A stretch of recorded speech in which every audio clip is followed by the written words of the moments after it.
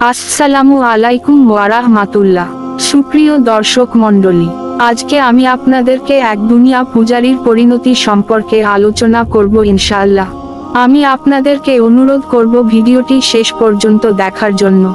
আপনারা ভিডিওটিতে like, comment, share এবং সাবস্ক্রাইব করে রাখবেন। তো চলুন শুরু করি। হযরত ঈসা আলাইহিস সালাম একবার সফরে বের হলে এক ইহুদি তার সফর সঙ্গী হয়েছিল। সেই ইহুদির কাছে দুটি রুটি ছিল এবং হযরত ঈসা আলাইহিস সালামের কাছে ছিল একটি রুটি। হযরত ঈসা আলাইহিস সালাম ইহুদিকে বললেন, এসো, আমরা দুজন একসাথে বসে রুটি খাই। ইহুদি রাজি হলো, কিন্তু যখন দেখল যে হযরত ঈসা আলাইহিস সালামের কাছে মাত্র একটি রুটি আর ওর কাছে দুটি রুটি রয়েছে, তখন অনুশোচনা করল যে কেন একসাথে রুটি খাওয়ার ওয়াদা করলাম। যাই হোক, যখন খেতে বসলো, ইহুদি মাত্র একটি রুটি বের করলো। হযরত ঈসা আলাইহিস সালাম বললেন, তোমার কাছে তো দুটি রুটি ছিল, আর একটি কোথায় গেল?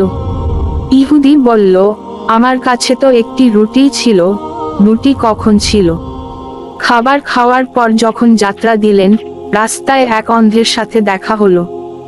ঈসা আলাইহিস সালাম ওর জন্য দোয়া করলেন, তখন সে দৃষ্টিশক্তি ফিরে পেল। এই মুজেজা দেখিয়ে হযরত ঈসা আলাইহিস সালাম ইহুদিকে বললেন, তোমাকে সেই আল্লাহর শপথ, যিনি আমার দোয়ায় এ অন্ধকে দৃষ্টিশক্তি দিয়েছেন, সত্য সত্য বলো, সেই রুটিটি কোথায় গেল? সে বলল, সেই আল্লাহর কসম, আমার কাছে তো একটি মাত্র রুটি ছিল। আরও কিছু দূর অগ্রসর হলে একটি হরিণ দেখা গেল।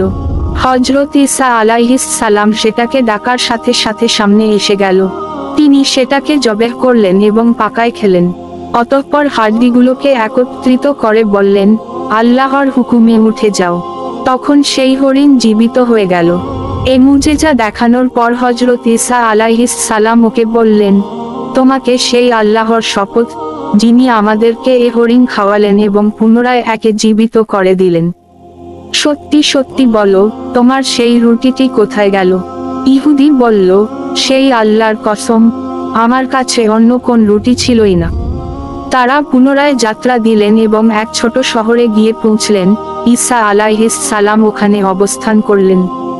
ইহুদি সুযোগ পেয়ে ঈসা আলাইহিস সালামের লাঠিটা চুরি করে নিয়ে নিল এবং মনে মনে খুবই খুশি হলো যে সেও এ লাঠি দ্বারা মৃতকে জীবিত করতে পারবে। সে শহরে প্রচার করলো যে কেউ মৃতকে জীবিত করতে চাইলে ওর দ্বারাই করাতে পারবে।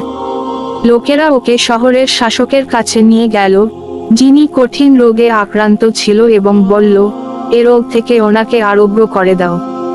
ইহুদি প্রথমে সেই শাসকের মাথায় লাঠি দ্বারা জোরে আঘাত করল। এর ফলে সে মারা গেল।